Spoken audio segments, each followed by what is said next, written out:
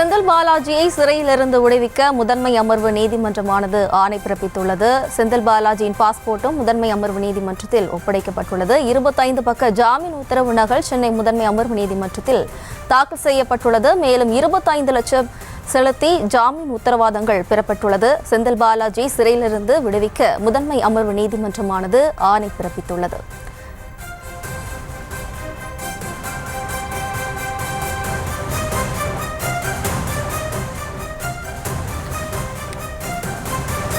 சிறை வளாகத்தில் பட்டாசுகளை வெடித்து மகிழ்ச்சியுடன் திமுக தொண்டர்கள் காத்திருக்கின்றனர். புழல் சிறை வளாகத்தில் வான வேடிக்கையை மேற்கொண்டு வருகின்றனர் திமுக தொண்டர்கள். சிறை வளாகத்தில் பட்டாசுகளை வெடித்து மகிழ்ச்சியுடன் திமுக தொண்டர்கள் காத்திருக்கின்றனர். புழல் சிறை வளாகத்தில் வான வேடிக்கை நிகழ்த்தி திமுக தொண்டர்கள் ஆரவாரம் நடத்தி வருகின்றனர்.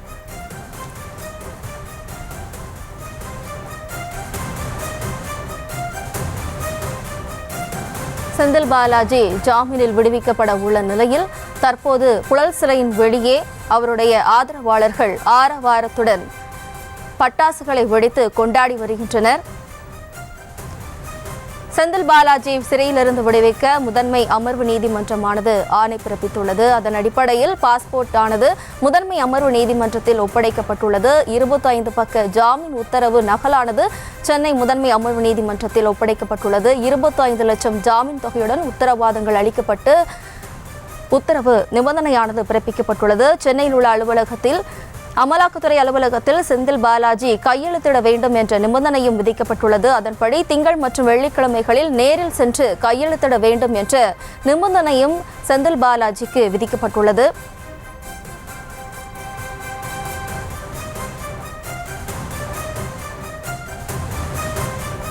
செந்தில் பாலாஜிக்கான ஜாமீன் உத்தரவாதங்களை நீதிபதி கார்த்திகேயன் ஏற்றார். அதன்படி அமலாக்கத்துறை வழக்கறிஞர் ஆட்சேபம் தெரிவிக்காத பட்சத்தில் தற்போது நீதிபதி உத்தரவாதங்களை ஏற்றுள்ளார். ஜாமீன் உத்தரவாதங்களை ஏற்பதில் ஆட்சேபனை இல்லை என அமலாக்கத்துறை தரப்பில் தெரிவிக்கப்பட்டுள்ளது.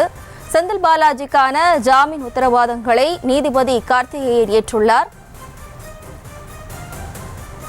இது தொடர்பான கூடுதல் விவரங்களோடு நமது செய்தியாளர் மூத்த செய்தி ஆசிரியர் திரு ரஹ்மான் அவர்கள் இணைகிறார். வணக்கம் திரு ரஹ்மான். தற்போது ஜாமீனிலிருந்து வெளியே வரவுள்ள செந்தில் பாலாஜி மீண்டும் அமைச்சராக வாய்ப்பு இருக்கிறதா? அப்படி அமைச்சராகும் பட்சத்தில் அவருக்கு ஏதேனும் சட்ட சிக்கல்கள் வர வாய்ப்பு இருக்கிறதா? உச்சநீதிமன்றம் ஜாமீனில் விடுவித்த நிலையில் செந்தில் பாலாஜி தரப்பு தாக்கல் செய்த ஜாமீன் உத்தரவாதங்களை சென்னை முதன்மை அமர்வு நீதிமன்றம் ஏற்றுக்கொண்டிருக்கிறது. இதையடுத்து அவர் புழல் சிறையிலிருந்து விடுவிக்கப்பட இருக்கிறார். அவரை வரவேற்பதற்காக புழல் சிறை வளாகத்தில் திமுகவினர் காத்திருக்கிறார்கள். ஏற்கனவே அவர்கள் பட்டாசுகளை வெடித்து கொண்டாட்டத்தில் ஈடுபட்டிருக்கிறார்கள். ஆளுயர ஆலையுடன் செந்தில் பாலாஜியை வரவேற்பதற்காக அவர்கள் காத்திருக்கிறார்கள். செந்தில் பாலாஜி சிறையிலிருந்து விடுவிக்கப்பட்ட பிறகு அவர் அமைச்சர் பதவி அவருக்கு மீண்டும் வழங்கப்படுமா? அவர் அமைச்சர் ஆவாரா?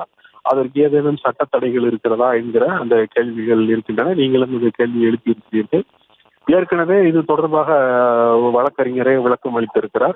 அவர் பிணையில் விடுவிக்கப்பட்டிருக்கிற நிலையில் அவர் அமைச்சராக பதவியேற்பதில் எந்த தடையும் இருக்க போவதில்லை, சட்ட ரீதியான தடைகள் ஏதும் இல்லை என்று சொல்லப்பட்டிருக்கிறது.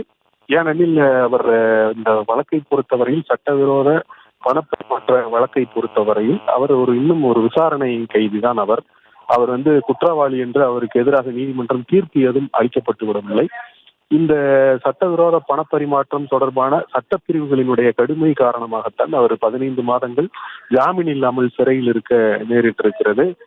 இந்த நடைமுறைகளே கிட்டத்தட்ட ஒரு தண்டனை போல கருதக்கூடிய அளவுக்கு 15 மாதங்கள் அவர் சிறையில் இருந்திருக்கிறார். இந்த நிலையில் உச்சநீதிமன்றம் அவருக்கு ஜாமீன் வழங்கியிருக்கிறது. பல்வேறு நிபந்தனைகளுடன் அந்த ஜாமீனை வழங்கியிருக்கிறது என்பதை பார்க்கிறோம். அவர் அந்த சாட்சிகளை தொடர்பு கொள்ளவோ அல்லது பாதிக்கப்பட்டவர்களை தொடர்பு கொள்ளவோ முயற்சி செய்யக்கூடாது. அதே நேரத்தில் அமலாக்கத்துறை அலுவலகத்தில் 2 நாட்கள் ஆஜராகி அவர் கையெழுத்திட வேண்டும் என்பது போன்ற நிபந்தனைகள் விதிக்கப்பட்டிருக்கின்றன. மற்றபடி அவர் அமைச்சர் பொறுப்பு வகிக்கக்கூடாது என்றோ அல்லது அது தொடர்பான எந்த ஆட்சேபனைகளோ அங்கு இல்லை என்பதை நாம் பார்க்கிறோம். அந்த வகையில் செந்தில் பாலாஜி விடுவிக்கப்பட்டதன் பிறகு அவர் அமைச்சர் ஆவாரா இல்லையா என்பது அது முதலமைச்சருடைய முடிவை பொறுத்தது. அவர் எடுக்கக்கூடிய முடிவின் அடிப்படையில் தான் அது இருக்கும். அதற்கு சட்ட ரீதியான தடைகள் ஏதும் இல்லை என்று நமக்கு தகவல்கள் தெரிவிக்கின்றன. திரு ரஹ்மான் சார், சென்னை முதன்மை அமர்வு நீதிமன்றமானது ஜாமீன் வழங்கி ஆணை பிறப்பித்து உத்தரவு பிறப்பித்தது. அந்த உத்தரவும் புழல்சிறை அதிகாரிகளுக்கு கொடுக்கப்பட்டிருக்க நிலையில அவர் வெளியே வர பட்சத்துல செந்தில் பாலாஜி தரப்புல வழக்கறிஞர் யாரும் அங்கு இருக்கணுமா? அது பற்றின விவரம். செந்தில் பாலாஜி ஜாமீன் வழக்கை பொறுத்தவரையில் உச்சநீதிமன்றம் அவருக்கு ஜாமீன் வழங்கிவிட்டது. ஆனால் அதன் பிறகு விசாரணை நீதிமன்ற நடைமுறைகள் இருக்கின்றன. அந்த விசாரணை நீதிமன்ற நடைமுறைகளின் அடிப்படையில் தான் சென்னை முதன்மை அமர்வு நீதிமன்றத்திற்கு சென்ற போது அந்த ஜாமீன் உத்தரவாதங்கள் தொடர்பாக நீதிபதி சில கேள்விகளை எழுப்பியிருந்தார்.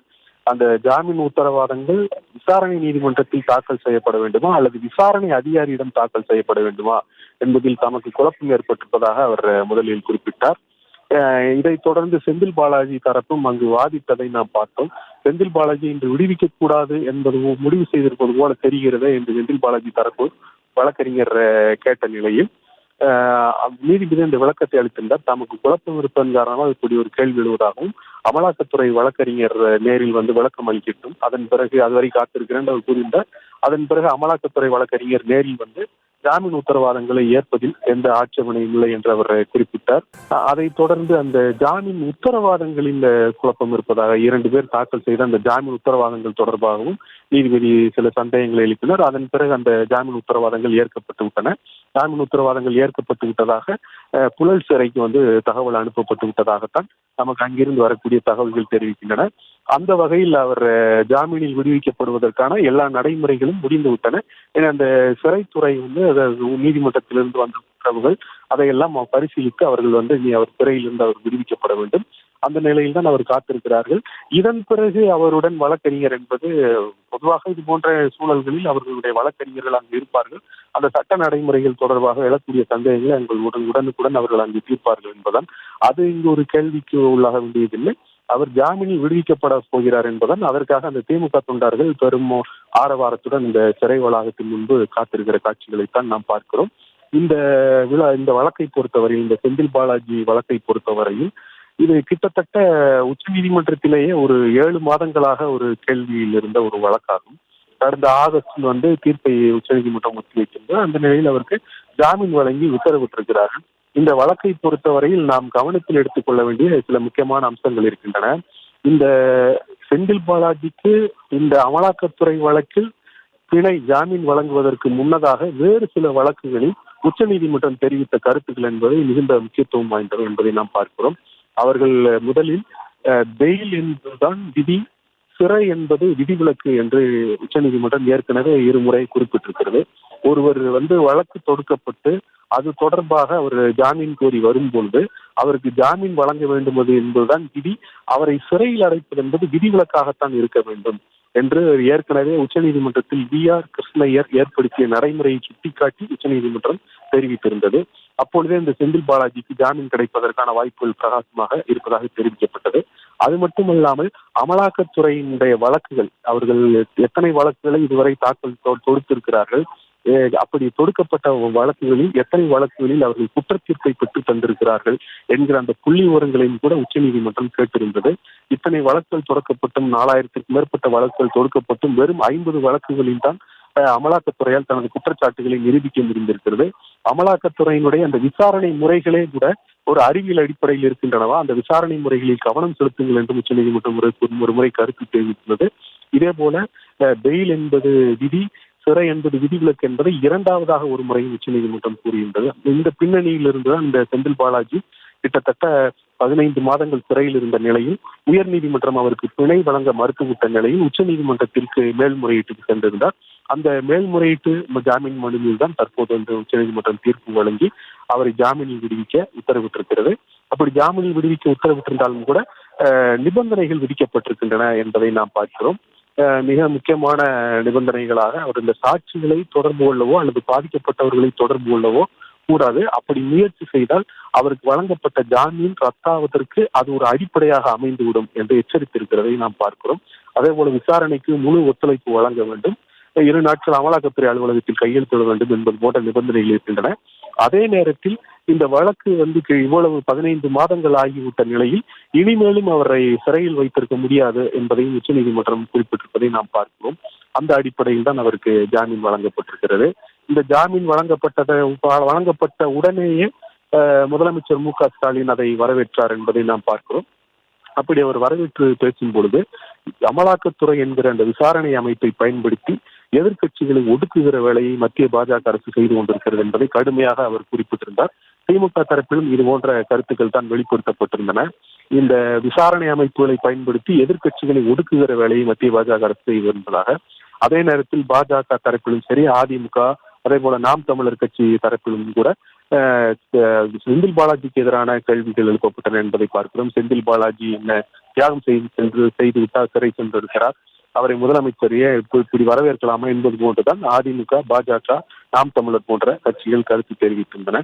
ஆக இந்த செந்தில் பாலாஜி ஜாமீனில் விடுவிக்கப்பட்டது என்பது ஒரு சட்ட ரீதியான ஒரு நடைமுறை என்பதை தாண்டி அதற்கு ஒரு பெரிய அரசியல் தாக்கம் இருப்பதையும் தான் இது போன்ற கருத்துக்கள் தெரியப்படுத்துகின்றன. ஏனெனில் ஒருவர் வழக்கில் சிறைப்படுத்தப்பட்டிருக்கிறார், அந்த வழக்கில் அவருக்கு ஜாமீன் வழங்கப்படுகிறது என்பதை தாண்டி இது இவ்வளவு பெரிய பரபரப்பாக இவ்வளவு தூரம் உற்று நோக்கப்படுவதற்கு காரணம் அதில் இருக்கக்கூடிய அந்த அரசியல் பரிமாணங்கள் தான், அது அரசியல் தாக்கம் தான். அப்படிப்பட்ட ஒரு தாக்கத்தை தான் அது முதலமைச்சர் கருத்தாக இருந்தாலும் சரி, இல்லை திமுகவினருடைய கருத்தாக இருந்தாலும் சரி, அதை தொடர்ந்து பிற எதிர்க்கட்சிகள் வெளிப்படுத்திய கருத்தாக இருந்தாலும் கூட நமக்கு தெரிவிக்கின்றன என்பதை நாம் பார்க்கிறோம்.